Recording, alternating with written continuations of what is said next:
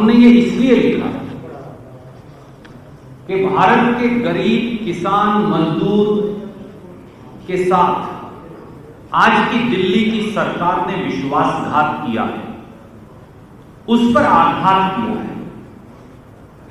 लगभग 6 साल पहले 28 फरवरी 2016 को बरेली उत्तर प्रदेश में देश के प्रधानमंत्री नरेंद्र मोदी जी ने कहा था कि 2022 तक किसान की आय दुगनी हो जाएगी। 6 साल बाद मोदी सरकार ने एनएसएसओ की एक रिपोर्ट जारी की है जिसमें बताया है कि किसान की आय 27 रुपया प्रतिदिन हो गई। तो आमदनी नहीं हुई दुगनी, दर्द 100 गुना जरूर हो गया। मोदी सरकार का, भारतीय जनता पार्टी का और यहां 2 राजनीतिक दल और हैं, उनके चट्टे बट्टे।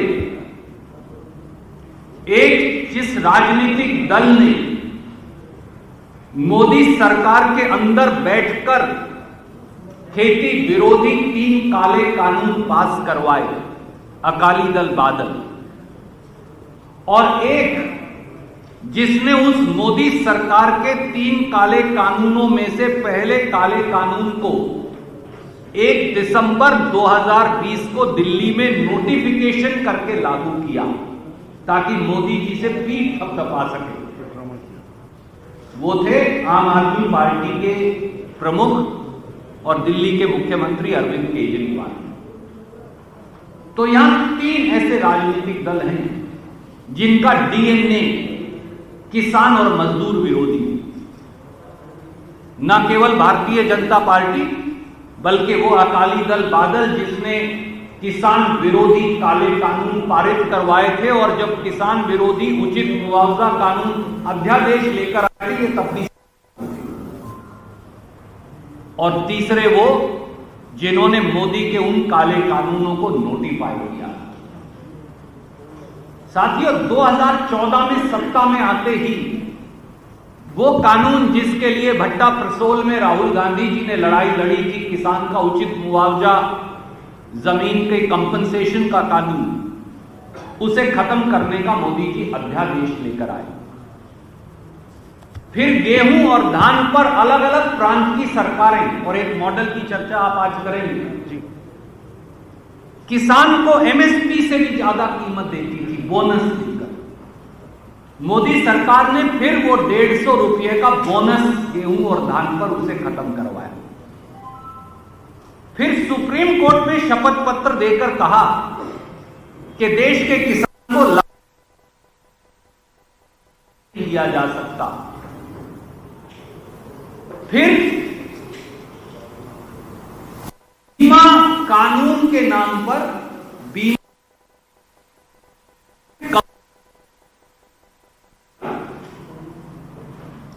फिर किसान पर टैक्स लगाकर, मैं संक्षिप्त में चर्चा करूंगा, 25,000 रुपया प्रति हेक्टेयर किसान के उत्पाद की लागत बढ़ाई।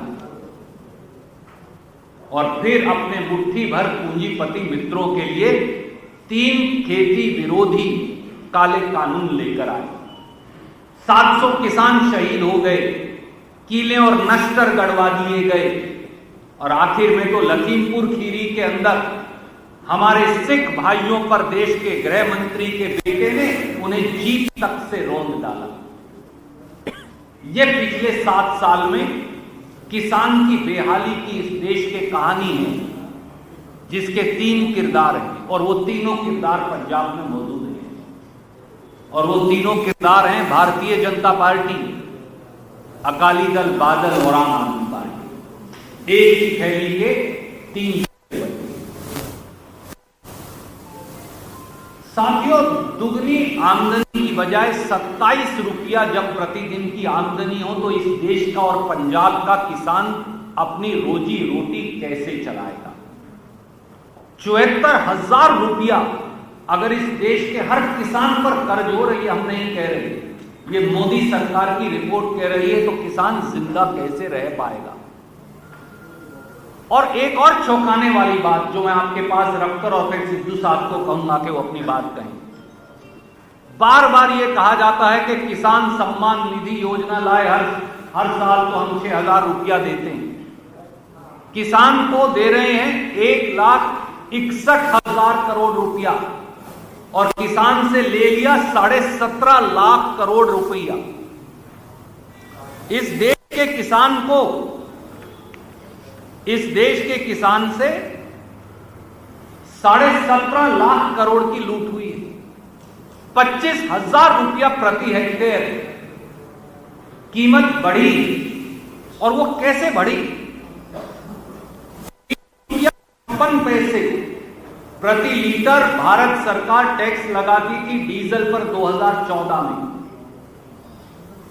उसे बढ़ाकर कर दिया 31 रुपया 80 पैसे प्रति लीटर। उपचुनाव में हारकर 10 रुपया कम किया, अभी 22 रुपया प्रति लीटर है। केवल पेट्रोल और डीजल पर एक्साइज भारत सरकार टैक्स लगाती थी डीजल पर 2014 में, उसे बढ़ाकर कर दिया 31 रुपया 80 पैसे प्रति लीटर। उपचुनाव में हारकर 10 रुपया कम किया, आज भी 22 रुपया प्रति लीटर है। केवल पेट्रोल और डीजल पर एक्साइज बढ़ाकर 7 साल में 24 लाख करोड़ रुपया वसूल लिया गया, और हम वो आंकड़े आपको भेज रहे हैं। पहली बार इस देश में खेती पर टैक्स लगाया गया। खेती पर कभी टैक्स नहीं लगा 70 साल में। खेती पर जीएसटी लगा, खाद पर 5% जीएसटी, कीटनाशक दवाई पर 18% जीएसटी, ट्रैक्टर और खेती के उपकरणों पर 12% जीएसटी, और ट्रैक्टर का टायर अगर किसान खरीदने जाए, असेंबली खरीदने जाए, गियर बॉक्स खरीदने जाए तो 18% जीएसटी। यूरिया और डीएपी की कीमत हर रोज आप देखते और छापते हैं, और हम सहते हैं। यूरिया की कीमत, डीएपी की कीमत माफ करिए 1200 से 1900 कर दी। जब राहुल गांधी जी ने, कांग्रेस पार्टी ने विरोध किया, वो कीमत तो वापस ले ली, पर काला बाजारी में आखिर में 2200 रुपया में एक कट्टा मिला। ये तो वो लोग हैं जिन्होंने यूरिया के कट्टे से 5 किलो खाद चोरी कर लिया, पर कीमत वही रही। पोटाश खाद का 50 किलो का कट्टा जो 2014 में 450 का था, आज 825 का है। सुपर खाद का कट्टा 50 किलो का 2014 में 260 का था, आज 340 का है।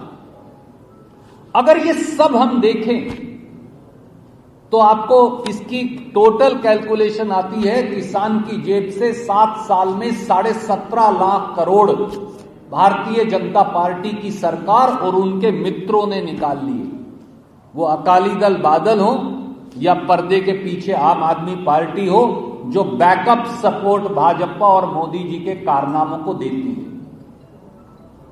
इसलिए इन चुनाव में एक ही रास्ता है, और वो है प्रदेश का, देश का मजदूर, खेतीहर मजदूर, हमारे दलित भाई, हमारे पिछड़े भाई, हमारे किसान भाई जो खेती का हिस्सा है, वोट, और हमारे आड़ती दुकानदार भाई, वोट की चोट से केवल और केवल इस देश की खेत और खलिहान को बचाया जा सकता है। एक